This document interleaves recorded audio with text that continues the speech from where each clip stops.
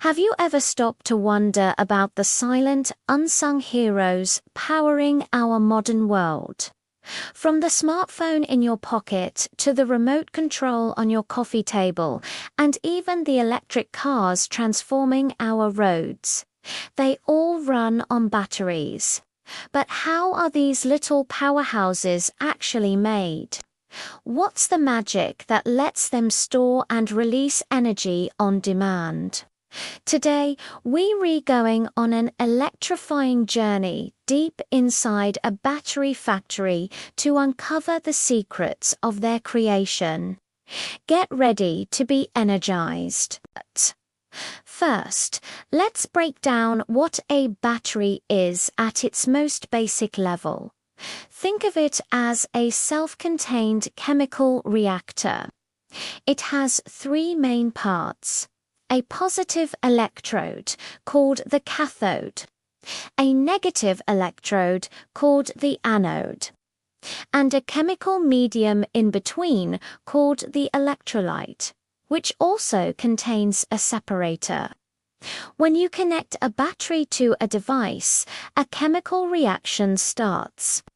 Electrons get excited and flow from the anode through your device, powering it up and over to the cathode. The electrolyte and separator make sure the anode and cathode don't touch directly, which would cause a short circuit. Simple, right? But making one is a fascinatingly complex process.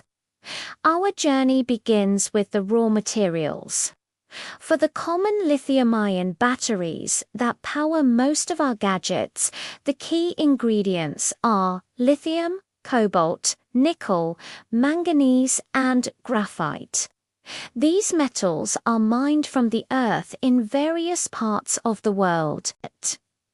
Once extracted, they're transported to processing plants where they're purified and refined. This step is crucial because even tiny impurities can drastically affect a battery's performance and safety. The purified metals are then ground into incredibly fine powders, almost like cosmetic powder. This maximizes the surface area, which is key for efficient chemical reactions later on. Now, for the really cool part, creating the electrodes. Let's start with the cathode, the positive side. The metallic powders, like a blend of lithium, nickel, manganese, and cobalt, are mixed into a thick, black ink-like slurry. This mixture also contains a conductive agent, usually carbon black, to help electricity flow, and a binder, which is like a glue that holds everything together on a metal foil. This slurry is then carefully coated onto a thin sheet of aluminum foil. Imagine spreading a perfectly even layer of butter on a very, very long piece of bread. The thickness has to be precise down to the micrometer, that's thinner than a human hair. Any inconsistency could create a weak spot in the battery. Simultaneously, a similar process is happening for the anode, the negative side. But instead of the metal mix, the main ingredient here is graphite. The graphite is mixed into its own slurry and coated onto a thin sheet of copper foil. Just like with the cathode, precision is everything. Once both the aluminum and copper foils are coated, they are sent through massive, long ovens. These ovens dry the slurry, baking it onto the foil and creating the finished electrode sheets. These giant rolls of coated foil look like something out of a futuristic factory, stretching for hundreds of meters. After drying, the electrode sheets are put through a high-pressure rolling process. They are passed between two heavy rollers, a bit like a giant pasta maker, which compresses the coated material. This step is vital because it increases the density of the active materials. Think of it like packing your suitcase. By pressing down, you can fit more clothes in the same space. In a battery, this means you can pack more energy-storing material into the same volume, resulting in a battery that lasts longer. The pressure has to be just right too much, and the material can crack. Too little, and the battery won't be powerful enough. Now, we have our positive and negative electrode sheets, but remember, they can't touch. This is where the separator comes in. The separator is a microporous polymer film, usually made of polyethylene or polypropylene. It's incredibly thin but very strong. Its job is to act as a physical barrier between the cathode and anode, while allowing lithium ions to pass through via the electrolyte. So the next step is assembly. This is where it all comes together in what's often called a jelly roll. A sheet of the cathode, a sheet of the separator, a sheet of the anode, and another sheet of the separator are layered together and then precisely wound into a tight spiral, or sometimes stacked, depending on the battery's shape. This winding is almost always done by automated machines in a highly controlled environment. Why so controlled? Because moisture and dust are the mortal enemies of a battery. The assembly process takes place in a dry room, an environment with extremely low humidity, drier than the most arid desert on Earth. Workers in these rooms are often clad in full-body suits to prevent any contaminants from their bodies or clothes from getting into the battery.